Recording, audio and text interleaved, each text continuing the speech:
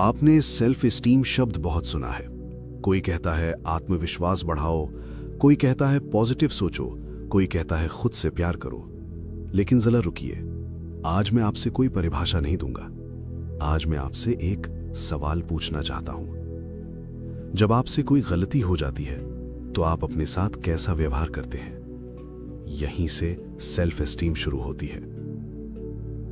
सोचिए, आपसे काम में गलती हुई, घर में किसी ने कुछ कह दिया, किसी ने आपसे आगे निकलकर तरक्की कर ली, बाहर कुछ खास नहीं हुआ, लेकिन भीतर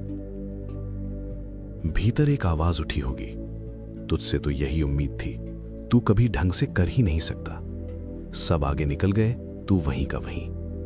ध्यान दीजिए, ये आवाज दुनिया की नहीं है, ये आपकी अपनी है। और सच यही है, सेल्फ एस्टीम इस बात से तय नहीं होती कि लोग आपके बारे में क्या कहते हैं। सेल्फ एस्टीम इस बात से तय होती है कि कुछ होने के बाद आप खुद से क्या कहते हैं। अब जरा ईमानदारी से देखिए, क्या हर गलती पर आप अपने आप को सजा देते हैं? क्या आपकी कीमत सिर्फ आपकी परफॉर्मेंस से जुड़ी है?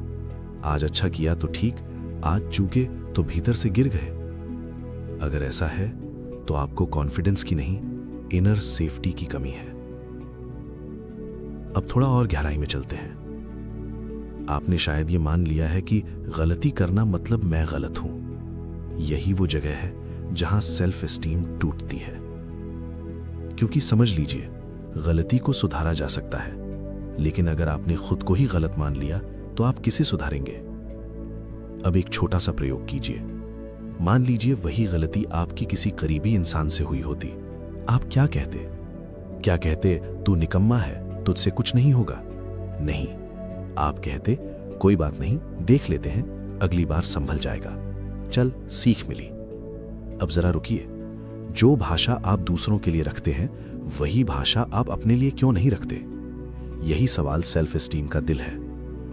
सेल्फ एस्टीम का मतलब खुद को महान समझना नहीं है। सेल्फ एस्टीम का मतलब हर समय अच्छा महसूस करना भी नहीं है। सेल्फ एस्टीम का मतलब बस इतना है कि जिंदगी आपको गिराए तो आप अपने खिलाफ ना जाएं। आप अपनी जिम्मेदारी लें, लेकिन अपनी बेइज्जती ना करें। अक्सर लोग कहते हैं मेरे अंदर कॉन्फिडेंस नहीं है।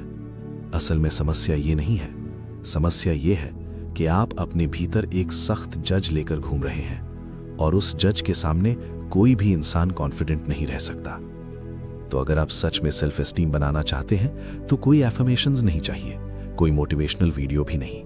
बस इतना अभ्यास चाहिए कि अगली बार जब आप चूके तो अपने आप से पूछिए, मैं सीख सकता हूं या मैं खुद को कुचल दूं? और उसी पल आपका सेल्फ एस्टीम तय हो जाएगा। याद रखिए, सेल्फ एस्टीम ऊंचा सोचने से नहीं बनती।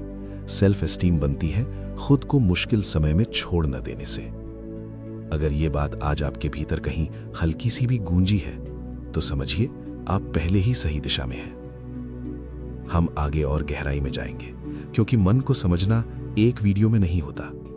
चैनल से जुड़े रहिए। अगली बातचीत आपके भीतर के उसी हिस्से से होगी जो अब तक चुप था। और हां, आज अपने आप से थोड़ा नर्म रहिए। यहीं से सेल्फ एस्टीम शुरू होती है।